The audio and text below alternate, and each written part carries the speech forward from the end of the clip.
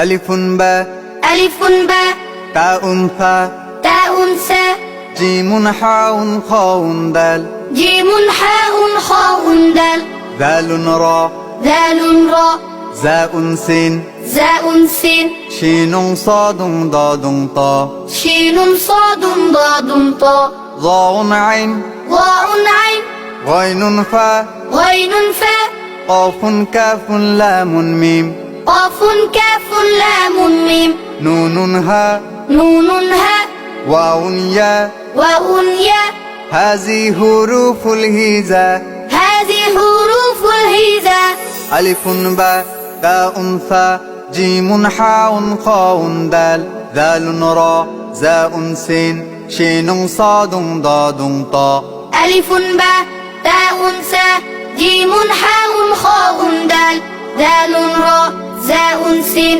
شين صاد ضاد طاء ظاء عين غين فا قاف كاف لام ميم نون ها واو يا هذه حروف الهجاء ضاء عين غين فاء قاف كاف لام ميم نون هاء واو ياء هذه حروف الهجاء ألف باء تاء ثاء جيم حاء خاء دال ذال راء زاء سين شين صاد ضاد طاء ضاء عين غين فاء قاف كاف لام ميم نون هاء واو ياء هذه حروف الهجاء هذه حروف الهجاء ألف باء تاء ثاء جيم حاء خاء دال ذال راء زاء سين شين صاد ضاد طاء ضاء عين غين فاء قاف كاف لام ميم نون هاء واو ياء هذه حروف الهجاء هذه حروف الهجاء আলিফ এবং লাম আছে, তাহলে আলিফে মনে মনে কি দিব? জবর দিব। তাহলে দেই, আলিফের মধ্যে জবর দিলে আলিফের নাম হামজা হবে। হামজা লাম জবর আল, লাম জবর লা, আল্লাহ। জালিয়া জের জি, এক আলিফ। জেরের বামে ইয়া সাকিন এক আলিফ টানতে হয়। জি, নুন জবর না, উচ্চারণ আল্লাযীনা, আল্লাযীনা।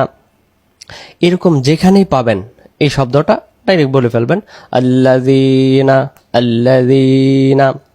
ইয়া পেশ ইউ, পরে দেখেন ওয়াও অক্ষরের উপরে হামজা আর হামজার নিচে ওয়াও।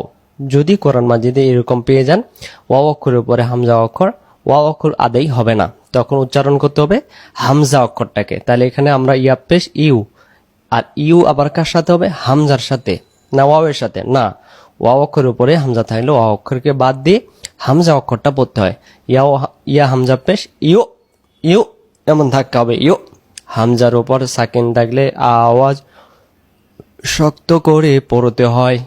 ইউ, মিম জের মি, ইউ মি, ইউ মি, ইউ মি। নুন ওয়া পেশ নু, এক আলিফ। পেশের বামে ওয়াও সাকিন এক আলিফ টানতে হয়। নুন জবর না, ইউ মি নুনা, ইউ মি নুনা। এটা আল্লাযীনা, এটা ইউমিনুনা। দুই শব্দ একসাথে, আল্লাযীনা ইউমিনুনা।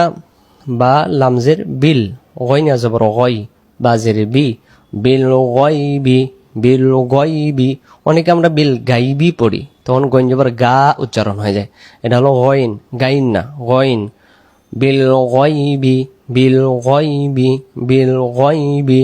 ওয়া, ওয়া, ওয়া, ওয়া। ইয়া পেশ ইউ, কবিয়া জের কি, কয় আলিফ? এক আলিফ। কেন এক আলিফ?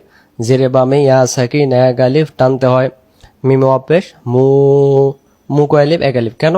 পেশের বামে অ সাকিন। ওয়া ইউ কি মু। যেখানে কোরআন মাজিদে পেশের বামে ওয়াও সাকিন, সেই পেশটাকেই এক আলিফ। অক্ষর কি হয় হোক, এখানে মিমের পরে আছে, মিম অপেশ মু। এটা যদি মিম না থাকে বা থাকতো বা অপেশ বু, তখন বু টান হতো। যেমন এখানে নু টান, এখানে মু হবে। জেরে বামে সাকিন, যেমন এখানে জেরে বামে সাকিন জি, জি টান। এখানে কফের নিচে জের, জেরে বামে সাকিন, অক্ষরটা কি হয় হোক। তাহলে জেরে বামে সাকিন কি মু, নুন জবর না। এই নুনের জবরটা এই সদ অক্ষরে যাবে। কেন যাবে?